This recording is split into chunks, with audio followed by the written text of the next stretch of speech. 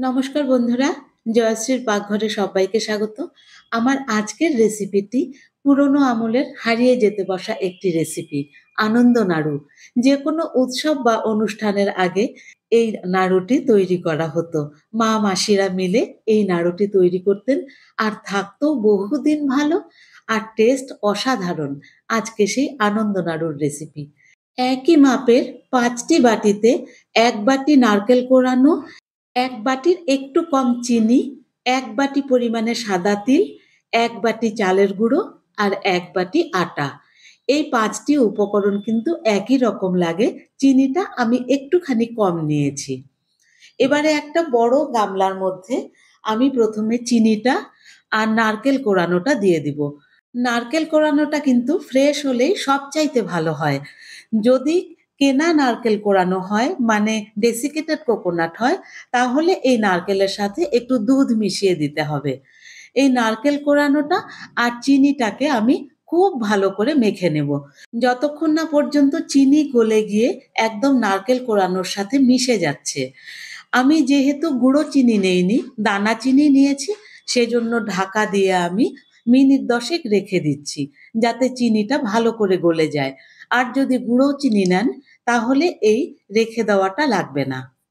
১০ minute Dhaka দিয়ে রাখার জন্য চিনিটা একদম সুন্দরভাবে গলে গেছে নারকেল কোড়ানোর সাথে। এখন এর মধ্যে আমি বাকি উপকরণগুলো এক এক করে মিশিয়ে দেব। ১ বাটি তিল, ১ বাটি আটা আর ১ বাটি চালের গুঁড়ো। এবারে সবকিছুকে একসাথে ভালো করে মাখতে থাকবো। এই যে নারকেল থেকে যে এক্সট্রা জলটা আর তেলটা বেরিয়েছে, এটাই কিন্তু এই মণ্ডটা তৈরি করবে। তবে কোনো ক্ষেত্রে দেখা যায় যে নারকেলের থেকে একটু জল ভাবটা কম বেরিয়েছে বা তেল ভাবটা কম বেরিয়েছে। সেক্ষেত্রে ১ থেকে ২ চামচ দুধ অ্যাড করতে হয়। যদি নারকেল খুব সফট থাকে তাহলে কিন্তু কিছুই প্রয়োজন নেই। আমার নারকেলটা খুব বেশি সফট ছিল না, সেজন্য এখানে আমি ২ চামচ দুধ দিলাম। এটা কিন্তু লিকুইড দুধ নয়, পাউডার দুধের মধ্যেই আমি একটু জল মিশিয়ে নিয়েছিলাম। দুধটাকে মিশিয়ে দিয়ে আরেকটু ভালো করে মেখে নেব। এই মাখাটা কিন্তু খুব ভালো করে করতে হবে, যাতে একটুও ক্র্যাক না থাকে আর একদম শক্ত কোথাও না থাকে। সেজন্য ৫ থেকে ৬ মিনিট ধরে একদম খুব ভালো করে ঠেসে মাখতে হবে। যখন এইরকম একটা আঠালো দলা তৈরি হয়ে আসবে, তখন বুঝতে হবে যে মাখানোটা হয়ে গেছে। আর একটুও ক্র্যাক থাকবে না এর মধ্যে তখন। এইরকম মেখে নেবার পরে আমি এটাকে ঢাকা দিয়ে ১৫ মিনিটের জন্য রেখে দেব। এই রেস্টে রাখাটা কিন্তু খুব জরুরি, যাতে নাড়ু ফেটে না যায়।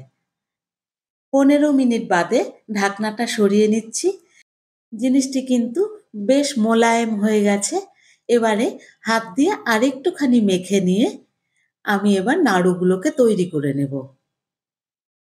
আর একদম আঠালো হবে, ওপর থেকে কিন্তু একটুও ক্র্যাক থাকবে না। যতক্ষণ ক্র্যাক থাকবে ততক্ষণ কিন্তু একটু করে মেখে নিতে হবে।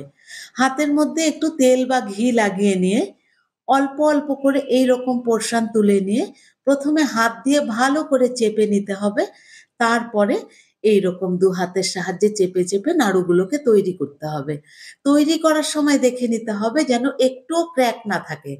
ক্র্যাক থাকলে কিন্তু সেই ফাঁকা দিয়ে তেল ঢুকে নাড়ুটাকে ভেঙে দেবে।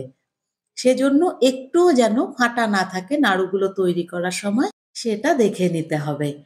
এইভাবেই সবগুলো নাড়ুকে আমি তৈরি করে নিয়েছি। রেসিপিটি শেষ পর্যন্ত দেখে ভালো লাগলে একটা লাইক করে দেবেন আর চ্যানেলটি সাবস্ক্রাইব করে আমার পাশে থাকবার অনুরোধ রইল। এবারে কড়াইতে তেল বসিয়ে দিয়েছি। তেলটাকে প্রথমে ভালো করে গরম করে নিয়ে হিটটাকে মিডিয়ামে করে দিয়ে একখানা নাড়ু দিয়ে আমি একটু চেক করে নেব যে ফেটে যাচ্ছে কিনা।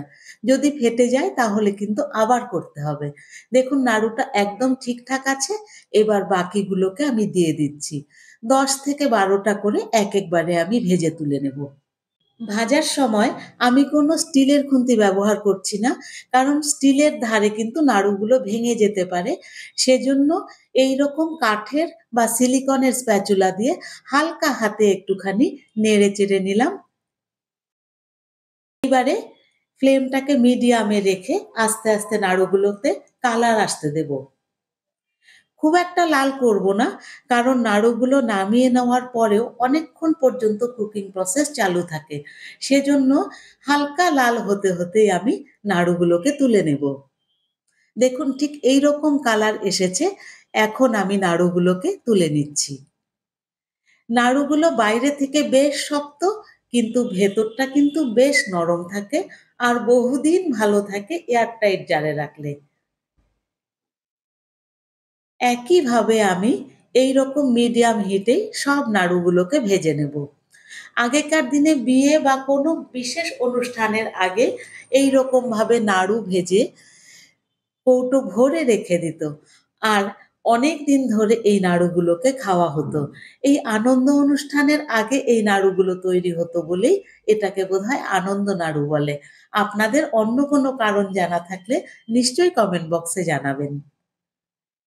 সব নাড়ুগুলোকে ভেজে নামিয়ে নিয়েছি। তেলটাকে ভালো করে ঝরিয়ে নিয়ে এবার একটা প্লেটের মধ্যে নামিয়ে নিলাম। নাড়ুগুলো কিন্তু দারুণ মুচমুচে হয় আর খেতে দুর্দান্ত হয়। তবে আঙুল দিয়ে চাপ দিলেই কিন্তু ভেঙে যায় আর মাঝখানটা দুর্দান্ত টেস্টের।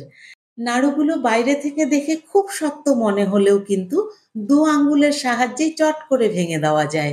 আর কেমন ঝুরঝুরে হয়েছে দেখুন।